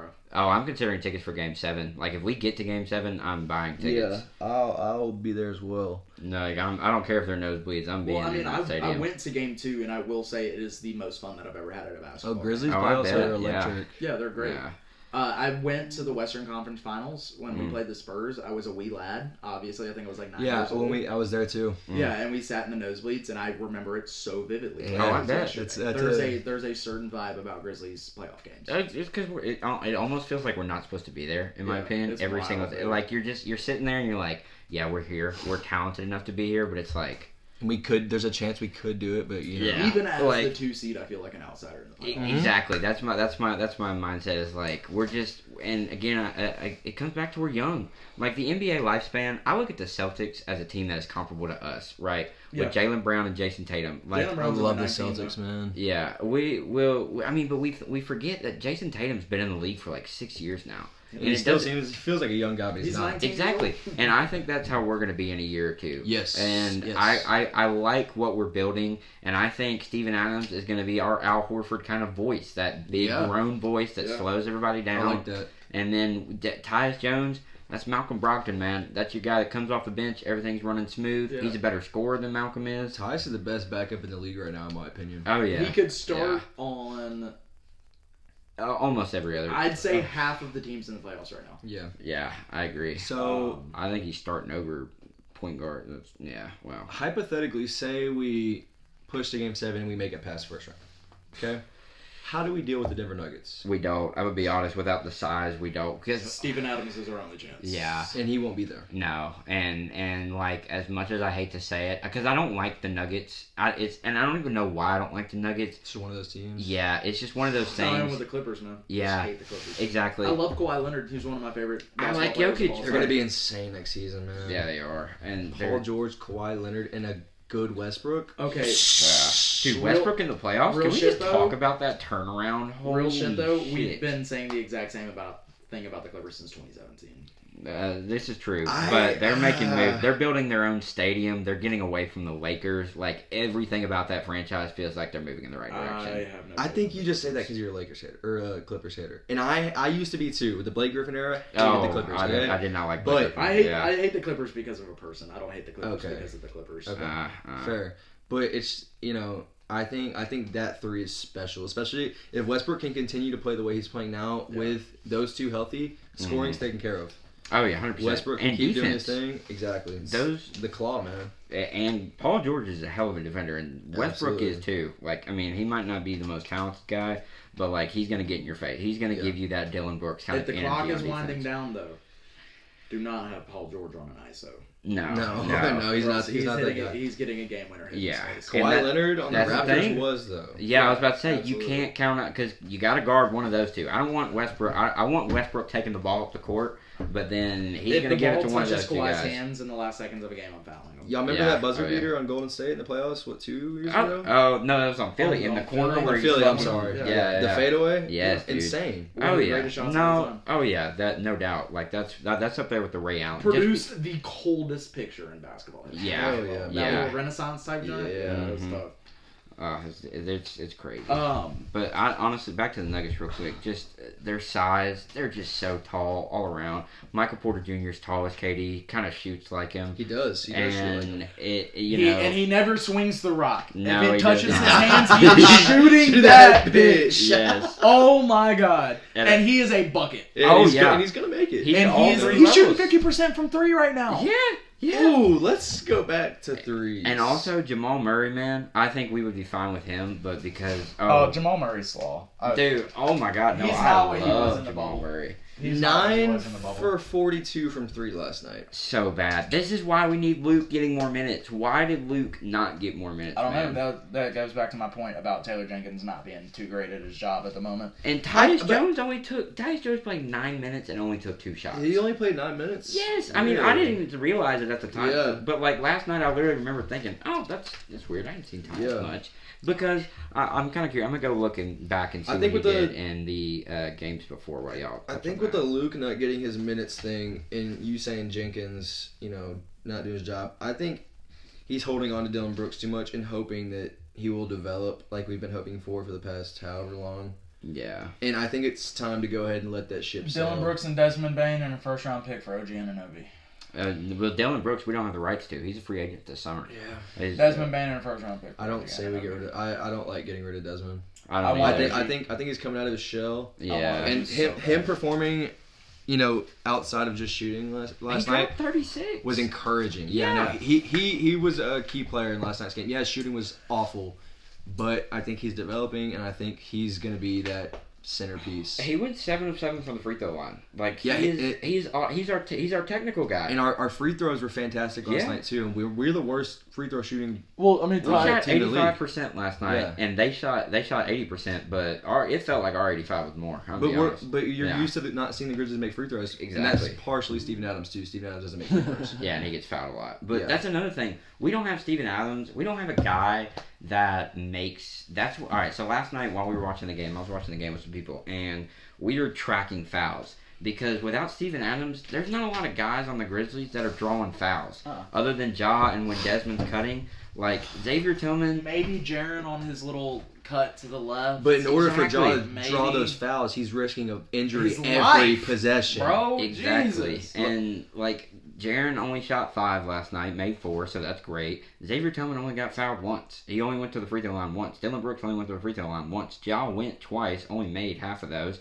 And Desmond Bain... Which is insane to me. Yeah, Desmond Bain... Oh, yeah, 100%. Like, he needs to be hitting those. And the fact that, he didn't draw more fouls because he... Yeah. All the drives, it's He was going at him. Well, let's talk about this for a second. On both sides, I think it ended up favoring the Lakers more. But I didn't like the officiating regardless. I didn't either. That's exactly what I was getting to. I think that was trash all the way around. I think those fouls were ticky-tack. Like the foul, I don't remember who it's on, but it was a LeBron shot, and the guy literally, like, it's his shoulder that touched him, and it was called an animal. It's that one where LeBron's like, at the end of the game. It's to be expected when you're playing the most popular sports team. There was also a foul on Reeves. I forgot who did it, but it was awful. It was X. Oh, yes, it was. Yes, He yes. went for a board, and it was just his elbow, and it barely touched his chin, and he fell down on the ground. And the thing that's so frustrating about that is, like, you see those calls that are so bad and should have never been made, and then, you see heavy fouls that aren't called. It's like, what's it going to be? Are we going to play soft, or are we going to play how basketball should be played? Aggressively. We had 26 personal fouls. They had 17 last night. Yeah. My only argument for refs is call what you're going to call, but be consistent about it. That's my biggest thing. That's what I'm saying. Call How what you're are we going to going to call, but play? be consistent. I mean, if you're going to be trash, but be trash all the way around. Don't decide to be good sometimes. Yeah. Like, even the travel calls last night, like... They seem traveling very and carrying- ticky-tacky. Exactly. Traveling and carrying in the NBA is something that happens so much at this point that, like... Especially, like, inbounding the ball. Yes, that happens every single time it's inbounded. Let it go. Yeah. And then if you're gonna let it go, let it go. Again. Exactly. Like, you have to be willing to stand by your decisions, in my opinion. That's what it comes down to, is you're not getting dissuaded by these guys like LeBron who are constantly, every single play, doing this. Like, eventually, I'm gonna be honest, I can understand the ref's point of view. The greatest player of all time, or arguably the greatest player of all time, is sitting there telling you suck at your job 35 times a night. You're and gonna feel everybody, like shit about it. Yeah, everybody else is flopping and all this shit. Like, they did the same thing with MJ. Like, there's videos of guys coming up and be like, hey, did you think that's a foul? And it's fucking Michael Jordan. So if he says yes, you're going to give it to him. And, I think that plays a role. And it just, it just made me so upset. Because it came down to the fourth quarter. Those fourth quarter fouls against us were very bad. Yes. And they impacted the game. Momentum-wise, points-wise, I mean, everything about that game was changed by the refs in the fourth quarter, I think. I mean, I think we could have played better, obviously, and a lot of our momentum. Because you can't play physical basketball. And when we're so undersized compared to them, you have to be able to. And it makes... So say I'm John Morant and I see these calls, I'm going to be afraid to, get in there, or let's say vice versa. I'm Jaren Jackson, Defensive Player of the Year, and I see these calls. He's gonna be standoffish because he doesn't want to pick up fouls, which he always does. He didn't start getting aggressive at the end until the end of last game, or the end of the game, because I think he finally he just could not give a fuck anymore. Dude. Yes, yeah, exactly. But they hold it because he had 4, and I think he got 3 early. Yeah. So he was in foul trouble early, and he ended up with 5 blocks, right? But I think 3 of those 5 came in the fourth quarter when he finally was just like, I'm just gonna go at it. That's the thing with Jaren Jackson.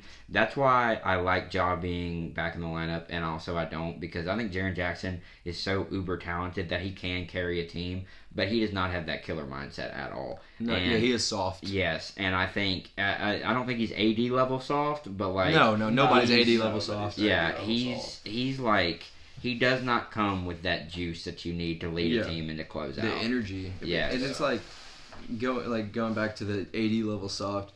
That's one thing I hate about the league right now is like all the Hollywooding. And I get it because everyone's doing it. So like, you see them doing it. So okay, fuck it. Can't have a player hit the game. Yeah. So it's like, and it's so boring to watch because like you look at 80s basketball and they're just dogging each other. Yeah, when the last 4 minutes of a game are just free throws. Yeah, it's so miserable to watch. Yeah, it kills the flow. momentum of the game. Yeah. It's not fun. But you look at old basketball and there's. If a guy gets hit, fuck it. No call. I'm running back at you and I'm getting that ball back. Yeah. They're not gonna.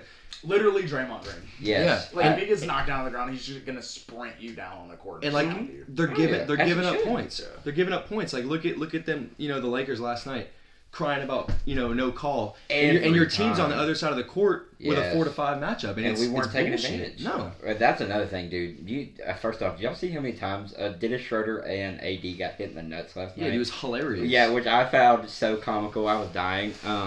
But like there would be so many times where it's either D'Angelo Russell, or it's Schroeder, it's AD, or it's LeBron, and we don't cry for fouls. I feel like I will say Ja's the only one who cries for fouls. Yes, but Ja's the only one. If he didn't cry for fouls, I think he'd get more because he gets fouled so often. And exactly, and he puts himself in that position purposely, which it's how he plays. So, as much as I hate to say it, so does LeBron. Yeah. Oh, yeah. I mean, LeBron's the ultimate driver of basketball. He puts himself in a position to shoot as many free throws as possible. And also defensively, like his charges last night, did he say, were great. Yeah. LeBron, the three. I think he had three. It was two or three. Yeah. But it was just that last one was incredible on Ja. Yeah. And it killed the momentum because that was a fast break, and everyone sees Ja Morant go into the rim, and it's like, oh, this is about to be a game changer. And LeBron puts his body at risk for Ja Morant, who's coming in hot. Yeah. And it's, I respect that about him. What do y'all think of that play where it's like, it was a huge steal? I think Desmond had got it. I think it was when Desmond stole the ball from AD when he was one-on-one with him. And then, Ja did or something? Yeah, no. When Ja, it looked like he was about to dunk it. And then, dude, literally my heart stopped when he, somebody came up. I was like, oh, they're about to knock his ass down. And he made the smart decision to go up and under with it. Yeah. Oh, it was a nice-ass layup? Yes. But that was, to me... taking a dump. Yeah, that was going to be a scary dunk in my opinion. Yeah. So I'm glad he's making decisions like that. But that one play where he went and over AD, over LeBron, or I think that's what it was. Yeah. Landed on that hand. So bad, man. Oh yeah, I literally and when he went to the locker room, literally my heart was I was so done. Yeah, because the camera panned to him walking up. I was like, oh shit. Yeah, I was like, things are about to get tragic. Fuck yeah. But I mean, just all around. Huh? Oh, okay, cool. So I think we pretty much covered a lot of it. Going into Game 5, just for me at least, what I want to see, we can do just this. One more win. Yeah, I want to see a wrap up. I want to see us come to Memphis, and just whether or not it's for pride or not, if it means something, great. That's going to make Game 7 that much better. And if it's not, it's the last time we ever have to see Dillon Brooks in a Grizzlies uniform. And at the end of the day, it's still playoff experience for our young team. Yes. So play your fucking heart out, even if you take advantage of it. We're going to get bounced. I look at it like this. We're going to get bounced 2 years in a row by Stephen Curry and LeBron James. The greatest two players of the last 20 years. Yeah. And we've gone toe-to-toe with them. And you're not going to be able to, like you said, the experience. You're not going to be able to replace that. So... Honestly, looking out, I'm ready to see us do big question something. Before we end it. Yeah. When does our excuse for not having enough playoff experience come to an end? After this year. I say this year. I agree. Yeah, because that's why I posted last night how fed up I was. I literally posted, I said, how much longer can we keep saying, oh, we're a young team? Yeah. I started with that. You cannot keep getting into Granted, we're still bottom 5 youngest teams in the league. We are, yes. I mean, but how many playoffs has Ja had? This will be his third, I believe. Yeah, we have more playoff experience than most. A young team, yes. Or a rookie team at that. Yes. I think coming back next year though, Ja is going to be certified as a top 10 player in the NBA. I think he already is. Exactly. I can agree. Jaren Jackson's going to be defensive. I think if Jaren Jackson can get his fouls under control, he will be a top 3 to 4 center in the league, or 3 to 4 big in the league. I don't know why I said center. When he was cooking in Game 2. That was fucking incredible. Oh yeah, Game 2 was great to watch. That was I was upstairs at my dad's house. Game 2, Jaren can be put into conversation with Giannis and Embiid. 100%, absolutely. And he was unstoppable because he can shoot it better than those guys too. Yes, but no Ja Morant. Yeah. That's just very true. I don't think they have a complementary play style at all because Jaren needs to be able to work in the paint and so does Ja. And without Steven, there's no spacing. Exactly. And so when you just got literally last night, I felt like there was times we were clumped up. Yes. Yeah. It was a mess. And we weren't. Another reason why Luke could not get open on the wings. Yeah, because he was the only one out there. Yeah. And Desmond wasn't. Desmond obviously he took 12 threes, But that was not those 12 threes are not. I don't count. That's not. By the 12. time that he was shooting in the fourth quarter, they weren't really worried about him because he wasn't hitting shots from three. They just covered the paint the whole game. Yeah, because that's where he got hot. I mean, he got hot early. Like that first, I think it was a floater. I think was his first shot or a mid range. But you sat there, and I remember sitting there, and I was like, "All right, this is good. If he can work his way inside out, that's ideal." I will say though, every single time I see a Desmond Bain hezzy, a flyby hezzy, I think he's gonna hit it. No, I mean, when someone flies by him and he just the little pump fake. Santi Aldama has a nice ass pump fake as well. Santi Aldama, I was impressed by him last night. Santi's my favorite young Grizzly. Yeah, I think he has the most potential. Man, I'm not on that train. He's my favorite young Grizzly. He's going to be. It used to be special. Zaire. I have zero faith in No, Zaire. Oh my god, no, no. he's out of top. Well, last year when he was getting minutes at the beginning of the season, playing like 15, 20 minutes a game. It was the afro, bro. Yeah. No, he's a wash. I think we need to get rid of all of our draft picks and just build with what we have right now. Whoa. I agree. Well, we're going to get some pieces in the draft this year. But anyways, ladies and gentlemen, that's going to wrap it up for our first episode of Grizzlies Talk. Expect more series like this in the future. I don't know about y'all, but I had a good little time chatting. Oh, yeah. That was real That was a pleasant. good time. I needed to get that off my chest. Yeah, exactly. Yeah, Yeah. it is a good way to get some frustration. In the car home. Yeah. Oh, yeah. So yeah, that was a great episode. Thank you guys for joining us. This is episode 2 of Power Plays. Expect another episode later this week. We're going to be covering Memphis Showboats. Actually got some other fun stuff planned for this weekend. Little weekend episode. It's going to be great. So until we see you guys again, have a happy, healthy, and wealthy life. And thanks for joining us.